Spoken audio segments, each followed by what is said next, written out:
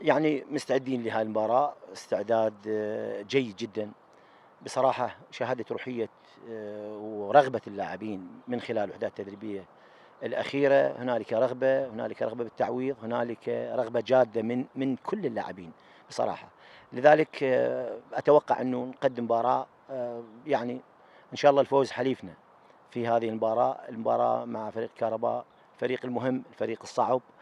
ولكن رغم ذلك أنا من خلال يعني معرفتي باللاعبين لديهم الرغبة بالفوز، وإن شاء الله الفوز حليفنا. كل فرقنا اليوم المحترفين يشكلون الشيء الكبير والانعطافة الفنية المهمة بصراحة كل الأندية. نادينا يعني مع وجود المحترفين بصراحة، لو أتكلم حتى الجمهور يعرف جزئية برونو. أنا من أوصيت الإدارة وتكلمت مع الإدارة، قلت لهم يا أخوان هذا اللاعب ما عنده رغبة، والدليل إنه قبل مباراة الزوراء أنا يعني هو مع القائمة اللي سافر لبغداد، يعني الرجل طلع من التمرين وقال أنا ما أسافر.